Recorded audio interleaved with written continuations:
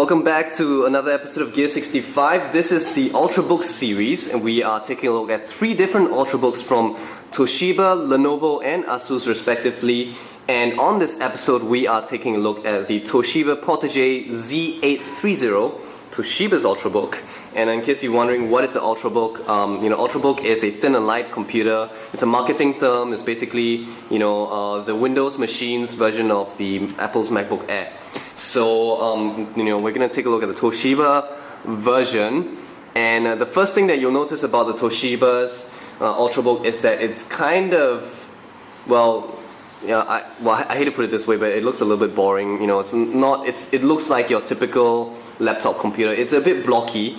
By blocky I mean, nowadays the Lenovo one, for example, because it's a widescreen, actually looks kind of long. This one looks kind of squarish. It doesn't look wide. It looks like your good old, it's almost as if the screen is not even a widescreen at all because of the shape of the computer itself. And it's kind of dull looking.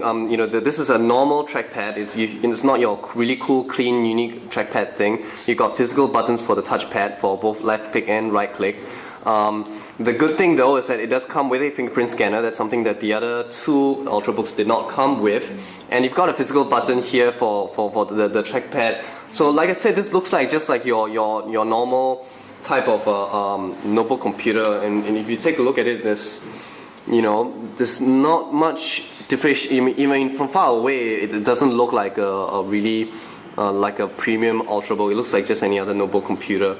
It is quite thin though, and light, of course.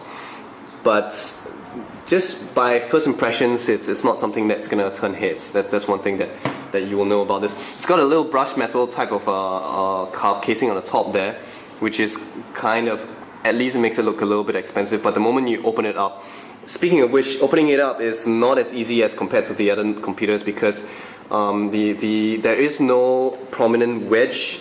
Unlike the Lenovo one, where the Lenovo has this little wedge there that makes it very easy to open up. The wedge is kind of very thin, so it's a little bit difficult to open. Nothing that you cannot get used to, but just to point out there. You've got some physical buttons on the side there, and as most computers have all the stuff here.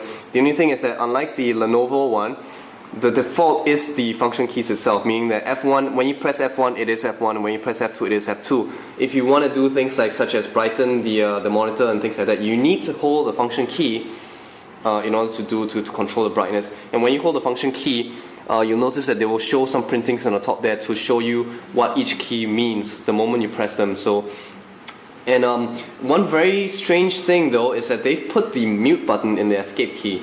So this is kind of unique.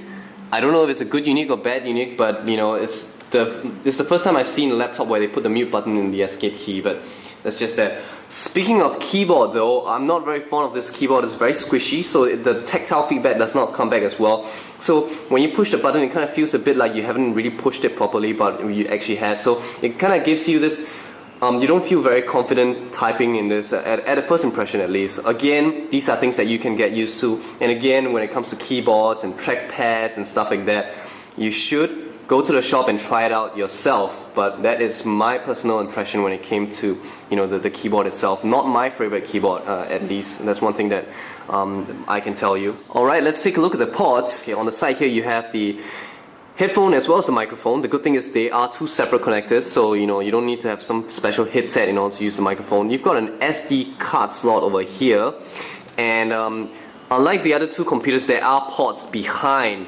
So over here you have a VGA port, a dedicated VGA port. Alright, you've got yourself a power. The power is over here, dedicated HDMI, 2 USB ports as well as this one. This is they call it a sleep and charge. So it's a little USB port with a little lightning bolt. That means that when you enable it, yes, you need to enable it in the software inside.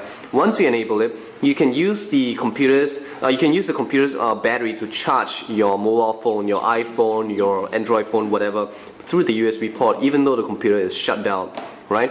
Ethernet port on this side, and over here you've got a USB 3.0 port.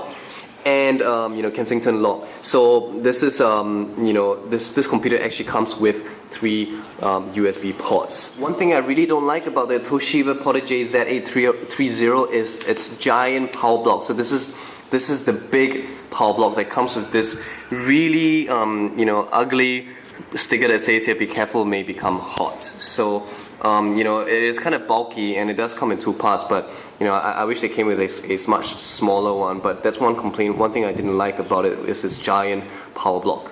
And now for the specs. So again, we don't really do benchmarks, so at a very basic level, just for comparison's sake, we will be using the Windows Experience Index, and for this computer the Experience Index is 5.5, and the score that is the highest is the processor itself. So this is actually running on a Core i7 1.8 gigahertz processor, so it's actually not too bad. Core i7 is pretty powerful.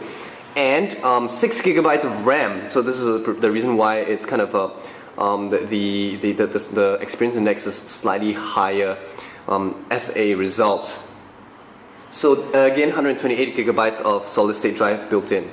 And this is the Toshiba Portege Z830. So the summary is that it's not the prettiest computer around, but it certainly is quite powerful thanks to its Core i7 CPU and as well as 6 gigabytes of RAM and the 128 gigabyte solid state drive.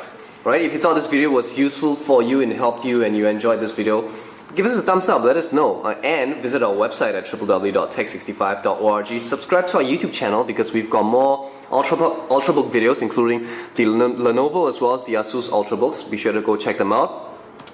And that's it. This has been the Toshiba Portege Z830 Ultrabook by Toshiba, and we will see you guys really soon. Goodbye.